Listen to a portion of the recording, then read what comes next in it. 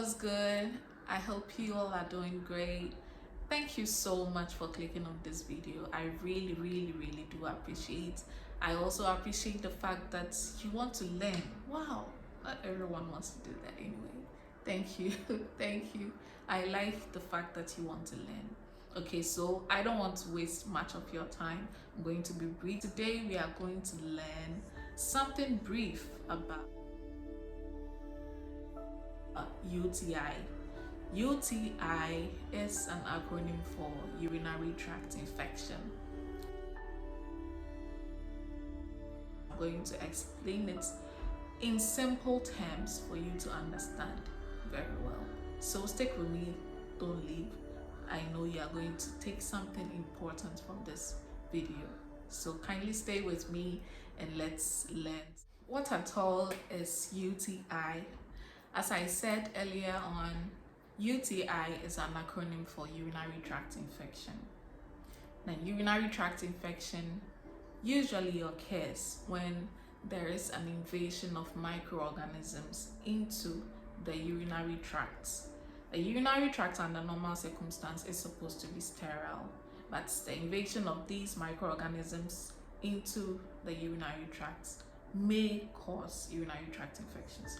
So you might be wondering, what at all are microorganisms? Okay,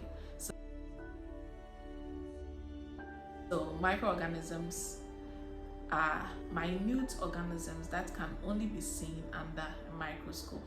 Okay, so they can be beneficial to the body sometimes, and then sometimes too they cause harm. So these microorganisms that causes urinary tract infections, they are the harmful ones. Okay, so they invading the sterile urinary tracts will lead to an infection. So let's move on to the causes.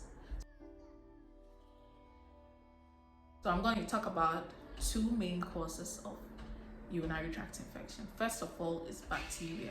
Okay, so bacteria can cause urinary tract infection. So they are also some sort of microorganisms that will invade the urinary tracts, thereby bringing about infection. And then secondly, when there is an obstruction of the urinary tracts. So an obstruction mainly occurs in men when they have enlarged prostates. Okay, so an enlarged prostate, all right, will lead to a retention of urine, okay, in the urinary tract.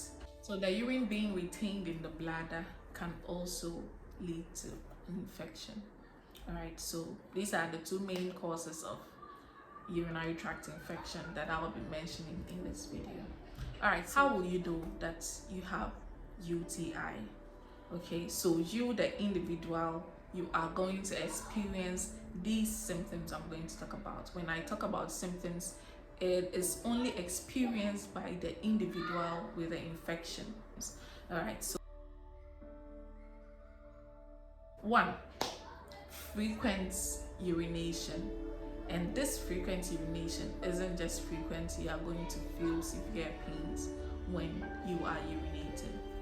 Secondly, there is hematuria. So when I say hematuria, it means there is blood in the urine. Okay. Under normal circumstance, urine is not supposed to contain blood. But when UTI sets in, you may see blood in your urine. Thirdly, your urine becomes cloudy or it has a very foul smell. And normal urine isn't supposed to be cloudy, neither is it supposed to have a foul smell. So if you see that, that means there is something wrong and you need to check yourself. All right, and then again, you may experience vomiting. Okay, you may vomit as well. And then lastly, you may experience suprapubic pain. As I said earlier, symptoms is what you, the individual with the infection, is going to feel. Now let's move on to the signs. So signs is what the doctor or the nurse attending to you will see. Usually you have high body temperature. High body temperature is always a sign for an infection. All right, and also on palpation, your suprapubic region will be tender as well. So a doctor or a nurse attending to you may palpate your suprapubic region and then will realize that that place is tender as well. Okay, so foul smelling urine can also be a sign, even though I mentioned it to be a symptom, but it can also be a sign, because if the urine has a foul smell, definitely someone else will also smell that as well, right? So that is that with the signs and symptoms. All right, so let's move on to the treatments. Treatment is done. Okay, so mainly you have to undergo treatments to relieve the pain, because it's quite painful. So treatment is mainly done to relieve the pain you might be experiencing at that particular time, and also to eradicate that causative bacteria, all right, the bacteria causing that infection. And also, as I said earlier in the course, if you remember, in the courses, if you remember, is the obstruction. So if there is an obstruction, definitely the treatment will have to deal with that obstruction before the infection can also be dealt with. So the treatment is mainly done to take away the pain, the causative organism for the infection, and then if there's an obstruction, it will also be catered for. That is the main line for treatments.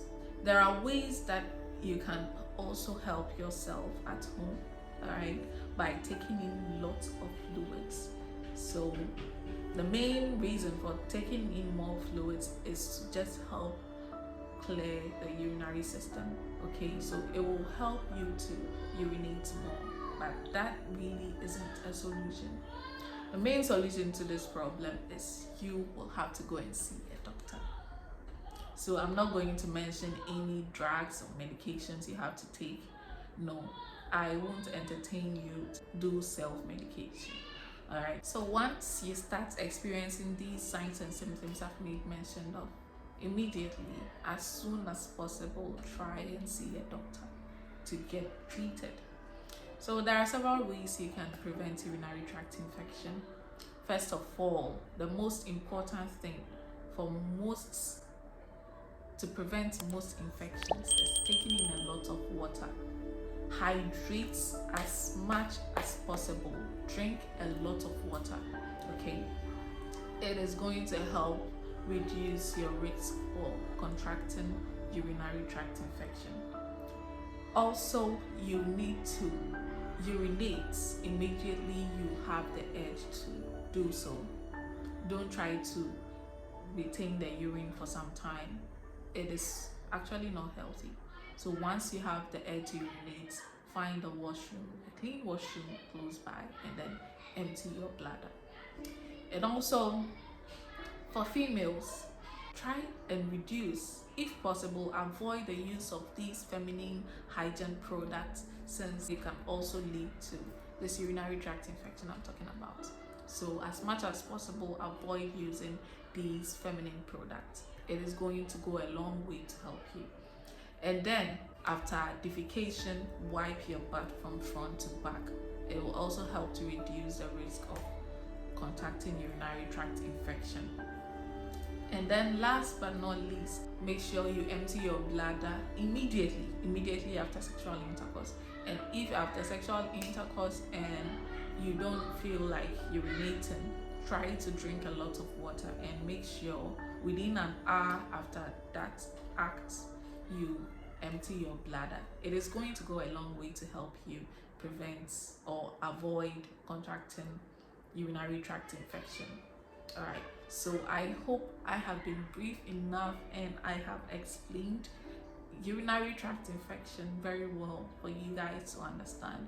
I hope this has been very educative, and I hope you have learned something vital about urinary tract infection. Thank you so much for watching the video through to the end. I really do appreciate the fact that you've stayed with me throughout the video, and I hope and I believe that you have learned something very important today. Thank you for watching the video to the end. So if this video has been helpful to you, Kindly subscribe to the channel, like and share this video for your loved ones to also know something about urinary tract infection. Thank you.